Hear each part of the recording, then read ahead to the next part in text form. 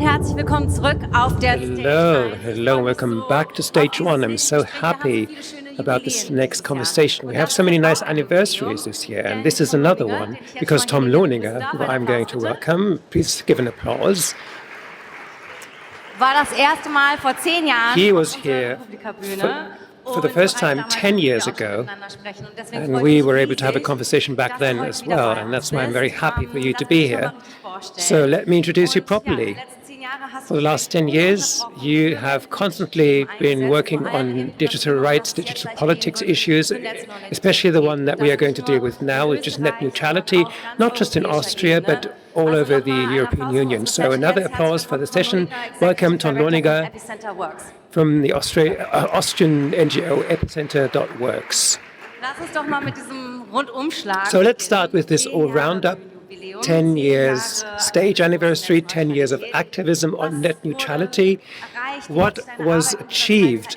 How has your work changed in those times? And how did you manage to stick with this non-sexy issue and put such a lot of work in all this time? Well, when we started, the whole thing was, seemed simple to safeguard net neutrality. This was a huge thing in the US. There was a debate on this since 2008. Many people know data protection here, and just as big in the US is net neutrality. And Europe was only just starting out to look at this issue. When I started, the demand to actually have some legal rules on this to prohibit telecom providers from discriminating between contents that we send and receive, that was only starting, and to put that into laws. And the law was then passed in 2016, and we thought, well, okay, that has dealt with the issue, but still we're sitting here and talking about it.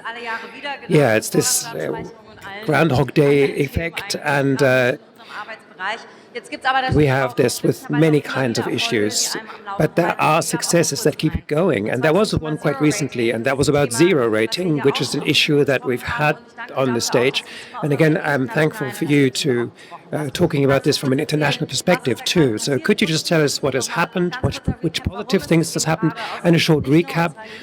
Why is this not just from our, but also from an international perspective? Why is this so important? We all know zero rating from Stream 1 or, well, telecom providers, products where individual services are excluded from the counting for the volume caps. Actually, the rules said that this was illegal. We tried for that. And I was involved in a hearing in 2017 and told the head of German Telecom the same thing. And we have had success in the courts. There was a case started by the German Consumer Protection Association, and the result affects all of Europe. And it's not just great to be winning a court case like this, but also that something positive has happened.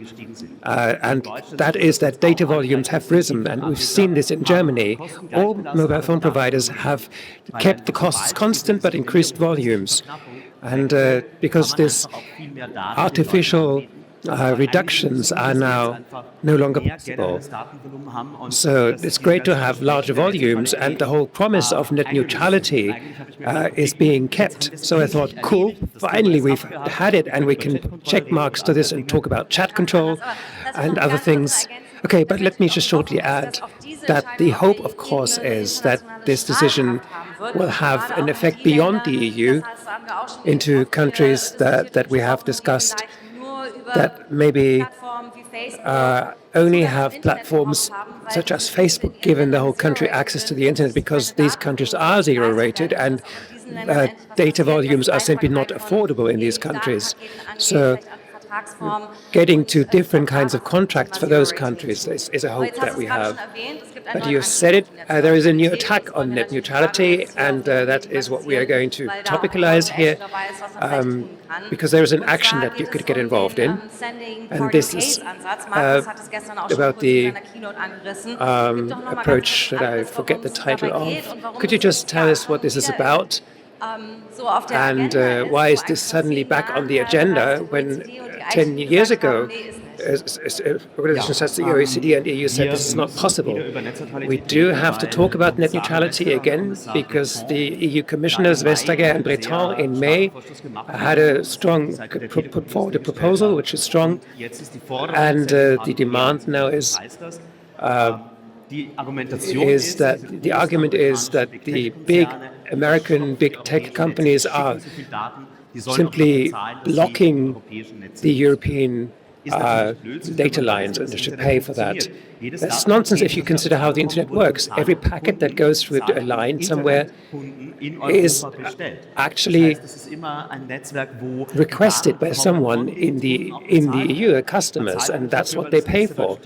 You're not paying because the German telecoms network is so fantastic, but because you can access the whole net that way. So this is something that's actually been paid for already. But how does such a proposal get to the EU commissioners? For anyone that knows the internet, this is complete nonsense. But if you know the history of the telecom industry, it's very logical, because in the telephone networks, it was the same. So by calling your customers, I'll give you money. If your customers call me, I'll give you money, and that's how they earn money. And so simply by keeping my customers reachable for others, I earn money. That's the thinking that we see. But you've said that 10 years ago at the UN level, this was discussed and rejected. But again, the same proposal is being put forward. This is driven by the fact that everything that we do in Europe against the American big tech corporations is perceived as a good thing. And we talk about collecting billions from customers, which is illusionary. The important thing is interconnection, where the networks are linked. That is the reason why we actually have an internet, and that is being focused. We really risk the global unity of the network, and that would have drastic consequences, and that would help the large providers.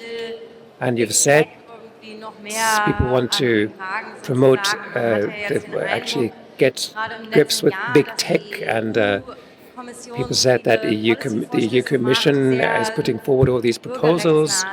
They have put forward a few that are good for civil rights, for redemocratization of the internet. And they want to rein in the markets for big tech with the acts such as the Digital Services Act and the Digital Markets Act. Now, with your story, you may start to wonder if that was the real reason, or whether the European corporations will simply want a digital policy that is more friendly towards them. What is your overall assessment of that? There are several different units like the Interconnect. They did a very good thing with the GDPR in Germany. There's a very good basis to start from. There are good people who understood what's happening. And with telecom, it's quite the opposite. And with net neutrality, it's also the same thing. There are people who haven't understood the basics, and it's not about subject matter, but it's more about politics. And it's about scoring points with the electorate. And none of this is going to go anywhere. And the small ones are going to die, and the bigger ones are going to get bigger. And this is something that we as a society have to talk about and think about, to think through to the end. What about all the startups that are trying to start something new? We as a civil society will have a problem if this is if stifling innovation and progress. And you're busy doing something about this. We're all busy doing something about this. And please tell us about the letter that you wrote and what you're trying to achieve here. At the moment, the problem is that this is not something that cannot be done, where there's not something that can be done against. If you look at South Korea, if the EU as the biggest economic union cannot set their own standards and has to follow this, then we will have problems, because then there will a splinter net will arise.